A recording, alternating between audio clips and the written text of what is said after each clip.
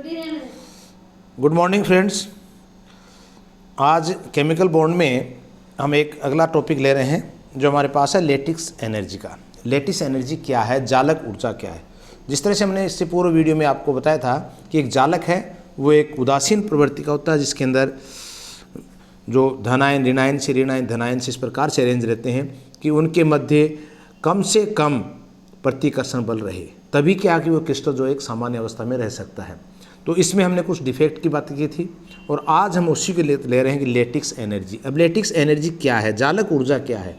जालक ऊर्जा में एक सामान्य हम कहते हैं कंपाउंड है, फॉर एग्जांपल NaCl है, और उसको हमें तोड़ने के लिए या ये कहें कि उसको आयनिक अवस्था में लाने के लिए, उसके क्रिस्टल को तोड़ने के लिए, क्रिस्टल को डिसोशिएट करने के लिए, आयनिक अवस्था में लाने के लिए जितनी ऊर्जा की आवश्यकता होती है, या इसको इस रूप में कह सकते हैं कि sodium ion plus chloride ion दोनों को जोड़कर, दोनों को कंबाइंड करने के दौरान बने हुए क्रिस्टल NaCl के अंदर कितनी ऊर्जा मुक्त हो रही है। दोनों चीज़ें एक ही हैं, तो ये क्या कहलाता है, जालक ऊर्जा, उस जालक की ऊर्जा कहलाती है। फॉर एग्जांपल आपने कहा lattice energies and strength of the ionic bond, और उसके कारण क्या है, किसी आयनिक बॉन्ड की स्ट्रेंथ को हम बता सकते हैं उसकी जालक ऊर्जा में क्या है। इसी प्रकार से उसकी विलायकता को भी हम क्या कर सकते हैं कि उस जालक ऊर्जा विलायकता में क्या संबंध है। तो इसी को अंतर्गत हम आज बात करेंगे कि लेटिक्स एनर्जी क्या है, जालक ऊर्जा क्या है। फॉर एग्जाम्पल आपको दिखा रखा है यहाँ पे सोडियम आयन गैसीय अवस्था प्लस क्लोराइड आयन गैसीय अवस्था, दोनों कंबाइंड करके NaCl एक सॉलिड क्रिस्टल का निर्माण कर रहे हैं, और साथ में हीट फॉर्मेशन को हमने दिखा रखा है -787.3 किलो जूल पर मोल के हिसाब से। तो यहाँ पे एक आयन को भी हमने व्यक्त कर रखा जिसमें सोडियम आयन है, और यहाँ पे दिखा रखा है क्लोराइड आयन और सोडियम आयन को। इसको और डिटेल में अगर हम देखेंगे तो आगे चलते जाएंगे। देखिए लेटिक्स एनर्जी, देखिए एक धन आयन है, यहाँ पे आपको दिखा रखा है, ये एक धन आयन एक ऋण आयन, दोनों मिलकर क्या बना रहे हैं, एक क्रिस्टल बना रहे हैं, और यहाँ पे ऊर्जा मुक्त हो रही है एनर्जी प्लस। इसी प्रकार से फिर ये प्लस धन और माइनस दोनों मिलकर फिर एक धन आयन के साथ क्रिया करके प्लस माइनस प्लस, ये फिर एनर्जी रिलीज हो रही है। इसी प्रकार से कड़ी में फिर माइनस जुड़ रहा है, ये ऋण है। इसका मतलब एक एनाइन एक कैटाइन के साथ इस प्रकार से संयोग करते रहते हैं और एनर्जी जो है वो निकलती रहती है। इस प्रकार से हम कह सकते हैं क्या कि वेन आयन आर, इसको क्या कह सकते हैं, when ions are packed in a crystal, किसी भी क्रिस्टल की अवस्था में जब आयन इस प्रकार से व्यवस्थित होते हैं, then some amount of energy is release, उस समय कुछ ऊर्जा जो है वो मुक्त होती है। Some amount of energy is release after addition of every ions, प्रत्येक आयन के जुड़ने के दौरान जो ऊर्जा मुक्त हो रही है, this energy is called a lattice energy. तो ऊपर ये आपको दिखाया कि एक एक आयन जैसे जुड़ते जा रहे हैं और ये ऊर्जा जो है इनके साथ क्या हो रहा है, मुक्त होती जा रही है, ऊर्जा जो है निकल रही है। तो ये हम कह रहे हैं प्रत्येक आयन के साथ, यानी addition of the every one ion, and this energy is called a lattice energy. The energy released in the formation of 1 mole ion crystal form, यानी क्रिस्टल फॉर्म में 1 मोल आयन बनने के दौरान जो रिलीज होती है एनर्जी फ्रॉम किससे, gases ions is called a lattice energy. तो वही आगे गैसेस आयंस के दौरान जो कंबाइन होने के दौरान जो एनर्जी रिलीज होती है, जो एनर्जी निकलती है, वो एनर्जी क्या है, अपने लेटिक्स एनर्जी कहलाती है। या ये कह सकते हैं कि एनर्जी रिक्वायर्ड, कितनी ऊर्जा की आवश्यकता है, क्या, to break a mole of crystal, एक क्रिस्टल को तोड़ने के लिए जितनी ऊर्जा की आवश्यकता होगी, into a described gases ions, किसमें, गैसेस अवस्था में लाने के लिए, is called the lattice energy. तो ये एक डेफिनेशन हमारे पास तैयार हो गई भी किसी भी आयनिक अवस्था से जैसे जैसे आयन जुड़ते जाते हैं ऊर्जा निकलती जाती है, कंपाउंड बनता जाता है, तो वो ऊर्जा लेटिक्स एनर्जी। या इसका उल्टा हम ले सकते हैं कि बने हुए एक क्रिस्टल को आयनिक अवस्था में लाने के लिए जितनी ऊर्जा की आवश्यकता होती है। यहाँ NaCl2 का एग्जाम्पल ले रखा, NaCl जो बन रहा हमारे पास, और हीट ऑफ फॉर्मेशन को डेल्टा HF के द्वारा भी हमने यहाँ दिखाया। Heat of formation an amount of heat release when 1 mole of compound is form, 1 mole compound का बनने के दौरान जो ऊर्जा हमारे पास रिलीज हो रही है यहाँ पे, वो हीट फॉर्मेशन। अब ये किस किस पद से हो रही है, ये एक अलग मैटर आ जाएगा। यहाँ पे आपको एग्जांपल मैंने बता रखा, देखिए Na plus half Cl2 gases, Na किसमें, सॉलिड अवस्था में, और NaCl प्लस यहाँ पे हमने एक क्रिस्टली फॉर्म के अंदर एक कंपाउंड का निर्माण कर रखा। देखिए सोडियम आयन जब हम प्रारंभ में करते हैं तो सोडियम आयन एक सॉलिड अवस्था में होता है, तो इसको स्टेप वाइज ले सकते हैं या डायरेक्ट ले सकते हैं, उस चीज़ पे मैं आ रहा हूँ। यहाँ पे देखिए पहले सोडियम आयन से हमने इसको सब्लिमेशन एनर्जी, सब्लिमेशन एनर्जी क्या होती है? जब किसी सॉलिड को ऊर्जा दी जाती है और वो गैसीय अवस्था में आ जाता है तो वो दी गई ऊर्जा क्या कहलाती है? इसकी सब्लिमेशन एनर्जी कहलाती है। तो यहाँ इसको SE से हमने रिप्रेजेंट किया है और क्या किया है? प्लस से मैंने दिखा रखा है। इसका मतलब ऊर्जा दी जा रही है उसको, क्या बन गया? सोडियम गैसीय अवस्था में आ गया। अब चूंकि आयनिक अवस्था में लाना है वरना कंपाउंड बनेगा नहीं, तो सोडियम गैस को अगर हम किसी आयनिक अवस्था में लाते हैं, उसमें से एक आयन रिलीज करते हैं या तो उसको हम कहते हैं ionization energy. Ionization energy first हो सकती है, सेकंड हो सकती है। तो यहाँ पे चूंकि सोडियम में एक आयन निकलने के पश्चात वो हमारे पास आयोनाइजेशन एनर्जी फर्स्ट कहलाएगी। तो ये भी क्या हमने एनर्जी दी है तो प्लस फॉर्म में आ गई, इसको हमने आयोनाइजेशन एनर्जी कह दिया। ये सब्लिमेशन एनर्जी, दो एनर्जी हमारे पास मिलने के पश्चात हमारे पास सोडियम आयन की फॉर्मेशन हो गई। अब नेक्स्ट चलते हैं हम क्लोराइड आयन, क्योंकि हाफ क्लोराइड आयन को जब हम गैसीय अवस्था में लाते हैं, गैसीय अवस्था में है, तो इसको हम कहते हैं डिसोसिएशन एनर्जी। यहाँ से Cl2 से Cl में लाने के लिए उसको डिसोसिएट करना पड़ेगा, तोड़ना पड़ेगा, तो इसको बोलेंगे डिसोसिएशन एनर्जी। यहाँ भी उस सिस्टम को ऊर्जा दी जाएगी तो ये क्या कहलाएगी? प्लस अवस्था में रहेगी। फिर क्लोरीन गैसीय अवस्था में आएगा। अब गैसीय अवस्था से फिर क्लोराइड आयन बनाने के लिए एक आयन इसमें जोड़ना होगा, ऐड करना होगा, और उसके दौरान हमें यहाँ पे इलेक्ट्रॉन एफिनिटी ऊर्जा के नाम से जाना जाएगा, जिसको हमने नेगेटिव से दिखाया है। उपरोक्त में हमने ऊर्जा दी, यहाँ पे ऊर्जा निकलेगी जब हमने इसके अंदर एक आयन ऐड किया। तो हमारे पास सोडियम आयन बन गया, क्लोराइड आयन बन गया, और दोनों के हमने फॉर्मेशन सीधा क्या दिखाया कि यहाँ पे NaCl का बनना। और दूसरा पाथ मैंने क्या बताया? ये बताया। इसका मतलब हमारे पास दो पाथ हो गए, एक तो एज ए प्रोसेस इस रूप में आ जाए, एक प्रोसेस इस रूप में। लेकिन इसमें फ़र्क नहीं पड़ेगा, पाथ से कोई फ़र्क नहीं पड़ेगा। हीट जो होती है वो क्या होती है? इसे कंजर्वेशन एक संचयित होती है उतनी ही होगी। अब देख इसको आगे हमने क्या दिया, फिर लेटिक्स एनर्जी Li से दिखाया, यहाँ पे लेटिक्स एनर्जी निकल रही है। तो ये क्या? Sodium ion plus chloride ion दोनों गैसीय अवस्था में आए, आयन फॉर्म में आए, तो यहाँ पे एक कंपाउंड बना NaCl और क्या निकली? Le, जिसको हम कहते हैं lattice energy. Delta H heat of formation में क्या होगा हमारे पास? Sublimation energy plus ionization energy plus dissociation energy, तीनों प्लस में है, माइनस इलेक्ट्रॉन एफिनिटी, एक इलेक्ट्रॉन जोड़ने के लिए जो ऊर्जा निकलती है, और इसी प्रकार से दूसरा क्या है? लेटिक्स एनर्जी, जो कंपाउंड बनने के दौरान निकलती है। ये एक हमारे पास हीट ऑफ फॉर्मेशन का एक फॉर्मूला तैयार हो जाता है। अब देखिए यहाँ पे दूसरा एग्जाम्पल लिया मैंने, मैग्नीशियम ऑक्साइड का बनना। मैग्नीशियम वही सॉलिड अवस्था में हमारे पास पहले है, सब्लिमेशन एनर्जी दी, हमारे पास क्या प्राप्त हुआ? ये हमारे पास मैग्नीशियम गैसीय अवस्था में प्राप्त हुआ, सॉलिड से गैस में बन गया। उसके बाद गैसीय अवस्था से आयनाइजेशन एनर्जी फर्स्ट, मैंने कहा था ना, जब एक आयन निकलता है तो first ionization energy Mg plus गैसीय अवस्था। चूँकि यहाँ पे Mg+2 है तो इसका मतलब दो आयन निकलेंगे, तो आयोनाइजेशन एनर्जी सेकंड काम मिलेंगे, वही प्लस में होगी, तो क्या बन गया? मैग्नीशियम+2 गैसीय अवस्था। इधर फिर चलते हैं ऑक्सीजन के अंदर, डिसोसिएशन एनर्जी हुई, ऑक्सीजन गैसीय अवस्था में आया 1 मोल, और इसके बाद इसको अंदर इलेक्ट्रॉन एफिनिटी के दौरान oxide ion oxygen first negative charge, इसी प्रकार से इलेक्ट्रॉन एफिनिटी सेकंड। अब यहाँ एक चीज़ ध्यान रखना आप, ये इंपॉर्टेंट है, कई बार पूछा जाता है आपसे। देखिए ये क्या बता रहा है कि इलेक्ट्रॉन एफिनिटी फर्स्ट जो है प्लस में माइनस में आ रही है, इलेक्ट्रॉन एफिनिटी सेकंड जो है प्लस में आ रही है। ध्यान रखना इस चीज़ का, क्योंकि यहाँ पे हम गलती कर देते हैं। तो इलेक्ट्रॉन एफिनिटी फर्स्ट क्या हुई? जब प्रारंभ में किसी भी मोल को, किसी भी परमाणु को हमने यहाँ पे एक इलेक्ट्रॉन ऐड किया, उस दौरान निकली। चूँकि वो एक इलेक्ट्रॉन ऐड हो गया है, अब वो क्या करेगा? इलेक्ट्रॉन प्रतिकर्षण भी करेगा, तो इस दौरान क्या होगा? ऊर्जा यहाँ पे प्लस में आएगी E2 के दौरान। तो electron affinity second part is the positive charge आएगा, और यहाँ पे इलेक्ट्रॉन एफिनिटी जो फर्स्ट अटेम्प्ट जब यूज करेंगे तो उसका मान माइनस में आएगा। ये आपको ध्यान रखना है इस चीज़ का। चूँकि हमारे पास मैग्नीशियम प्लस आयन गैसीय अवस्था और ऑक्साइड +2 गैसीय अवस्था में प्राप्त हो गए हैं, दोनों कंबाइंड करेंगे, कंबाइंड करने के दौरान लेटिक्स एनर्जी निकलेगी और MgO की फॉर्मेशन होगी। तो ये हमने एक दूसरा एग्जांपल यहाँ पे लिया।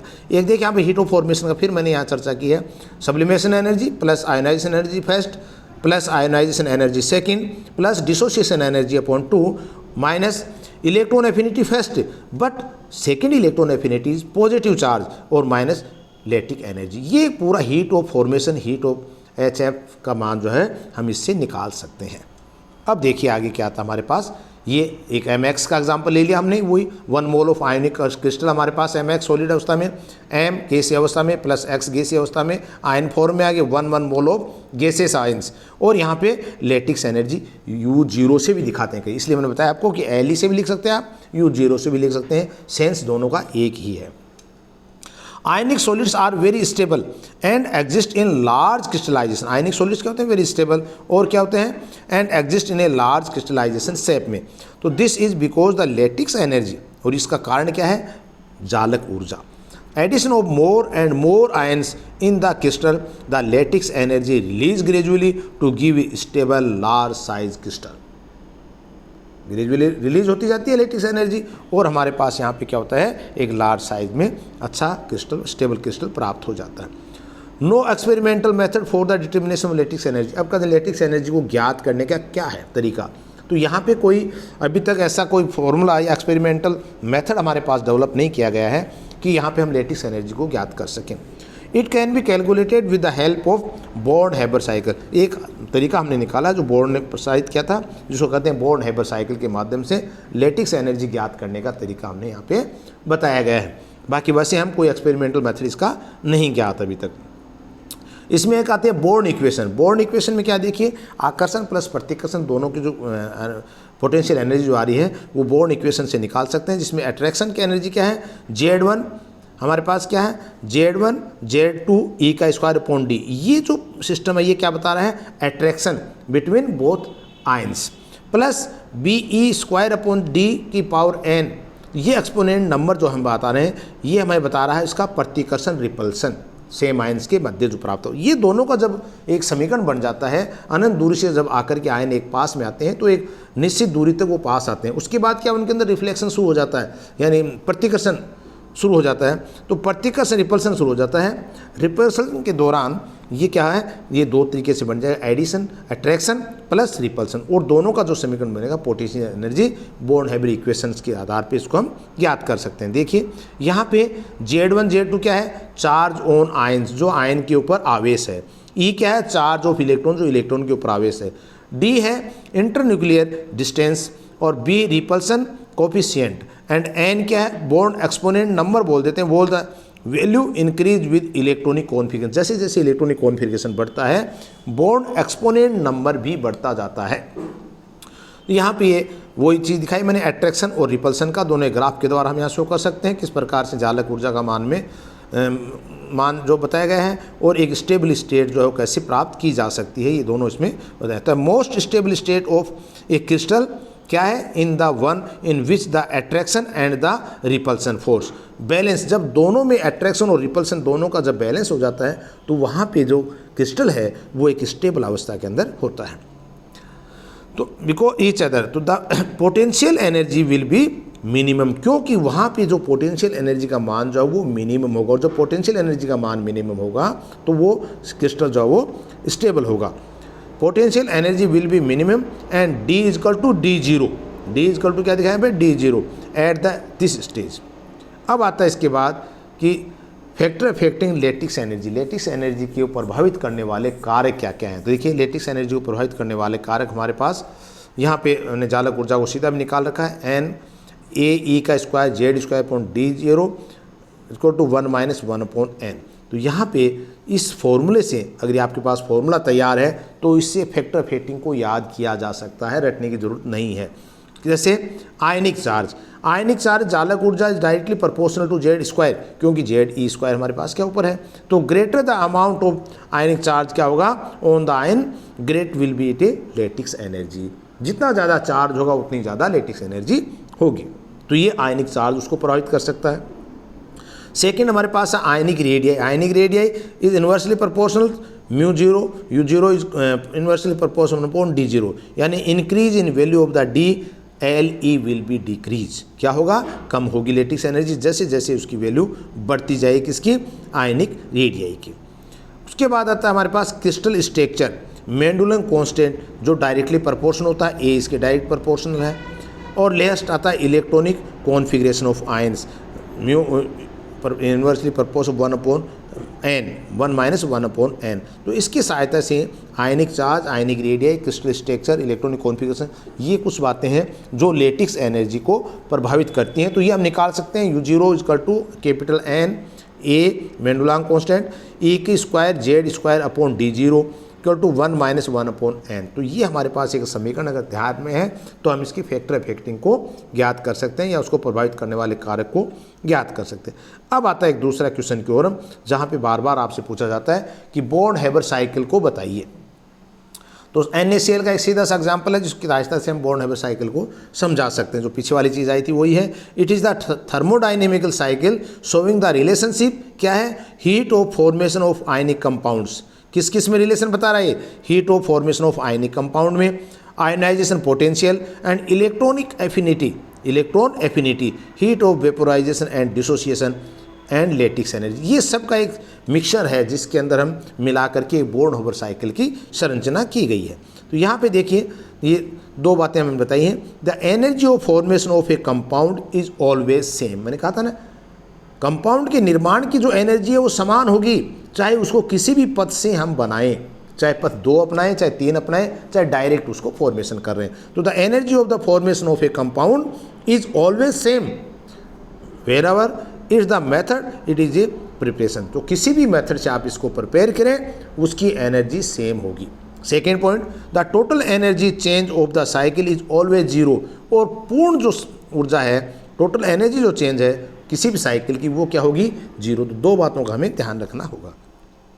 फॉर एग्जाम्पल NaCl फॉर्मेशन का हमने लिया, पहले मैंने रिपीट कर चुका था इसको। सोडियम हाफ क्लोराइड के अंदर यहाँ पे आप देख सकते हैं ऐसी सब्लिमेशन एनर्जी, आयोनाइजेशन एनर्जी, और इसके पास सोडियम आयन के रूप में प्राप्त होना, फिर क्लोराइड आयन के रूप में प्राप्त होना, और उसके बाद लेटिक्स एनर्जी का निकलना। या हमने कहा कि इसको हम डायरेक्ट हम ले लें इस पद से तो भी उसमें वही सेम आएगी एनर्जी, अगर इस पद से ले रहे हैं तो भी सेम एनर्जी आ रही है। तो इसका मतलब पद का कोई प्रभाव इसके ऊपर नहीं पड़ रहा है, चाहे किसी भी रास्ते से आए काम वही है, एनर्जी वो की वही होगी। तभी हमने पहले पॉइंट में क्या बताया था आपको कि the formation of a compound is always same wherever in the method is preparation. तो एनर्जी जो है वो समान होगी।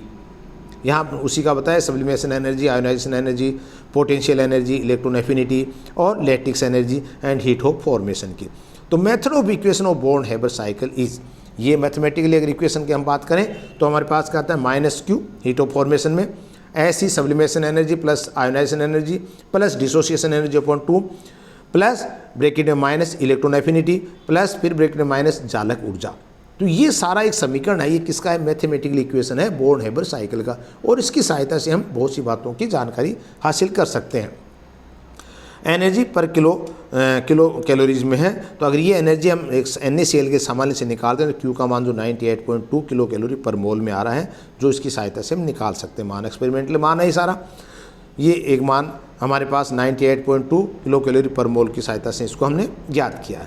अब एनर्जी वैल्यू ऐसा यूनिट में अगर हम इसके निकालेंगे Q का मान, तो आपके पास आएगा -410.9 किलो जूल पर मोल में ये मान इसका प्राप्त कर सकते हैं हम, अगर इस रूप में इसको निकालें किसी ऐसा यूनिट में जहाँ पे एस सब्लिमेशन एनर्जी का मान आपको दे रखा हो, डिसोसिएशन एनर्जी का मान दे रखा हो, जालक ऊर्जा का मान दे रखा हो, आयोनाइजेशन एनर्जी का मान दे रखा हो, इलेक्ट्रॉन एफिनिटी का मान दे रखा हो। तो सब मानों को अगर इस समीकरण में रखेंगे तो ये मान हमारे पास ये आएगा। तो इस प्रकार से हम बॉर्न हेबर साइकिल के निर्माण करके NaCl की फॉर्मेशन को बता सकते हैं। अब है कि application of Born Haber cycle की एप्लीकेशंस क्या हैं। देखिए बॉर्न हेबर साइकिल में जैसा कि समीकरण मैंने कहा, एक समीकरण हमारे सामने है तो हम उसकी फैक्टर इफेक्टिंग निकाल सकते हैं कि कौन कौन से कारक उसको प्रभावित करते हैं। इसी प्रकार से हम उसको एप्लीकेशन को ज्ञात कर सकते हैं कि इस समीकरण से क्या क्या हम ज्ञात कर सकते हैं, क्योंकि दूर जाने की जरूरत नहीं है। Calculate value of the electron affinity, मैंने कहा ना E, इलेक्ट्रॉन एफिनिटी का मान ज्ञात कर सकते हैं। E बराबर Q plus S plus I plus half D minus जालक ऊर्जा। तो अगर ये मान हमें दे रखे हैं तो आसानी से हम इसकी इलेक्ट्रॉन एफिनिटी के मान को ज्ञात कर सकते हैं। दूसरा है easily explain the stability of compounds, compound की स्टेबिलिटी क्या है, तो हीट ऑफ फॉर्मेशन कंपाउंड की स्टेबिलिटी को हम आसानी से ज्ञात कर सकते हैं। तीसरा determine proton affinity, proton affinity के मान को भी हम इससे ज्ञात कर सकते हैं। जैसे X प्लस H आयन के रूप में हमने एक प्रोटॉन को ऐड किया तो प्रोटॉन एफिनिटी एनर्जी यहाँ पे निकल रही है। इसको हम एक समीकरण के रूप में करेंगे तो proton affinity equal to ionization energy plus dissociation energy minus E electron affinity. अगर ये मान हमारे पास दे रखा है तो प्रोटॉन एफिनिटी को हम यहाँ पे ज्ञात कर सकते हैं। तो इस प्रकार से बॉन्ड हेबर साइकिल एग्जाम के पॉइंट ऑफ व्यू से इंपॉर्टेंट है, ये करीब करीब पूछा जाता है। तो इसमें आपको एग्जाम्पल भी कोई ज़्यादा रटने की जरूरत नहीं है, NaCl का एग्जाम्पल तैयार रखें, इससे भी हम इसके मान को निकाल सकते हैं, या मैग्नीशियम ऑक्साइड का मान आपको जैसे बताया था उससे भी हम इसको ज्ञात कर सकते हैं। तो इस प्रकार से आज हम चालक ऊर्जा के बारे में और इसके साथ बॉन्ड हेबर साइकिल को हमने आपको समझने की कोशिश की। और आप इस वीडियो को अच्छी तरह से देखें, सब्सक्राइब करें और अपने दोस्तों को कहें ज़्यादा से ज़्यादा इसको देखें, क्योंकि PDF भी मैं आपको इसके साथ डाल रहा हूं। तो कोशिश यही हमारी कि आपको ज़्यादा से ज़्यादा समझ में आए। Thank you.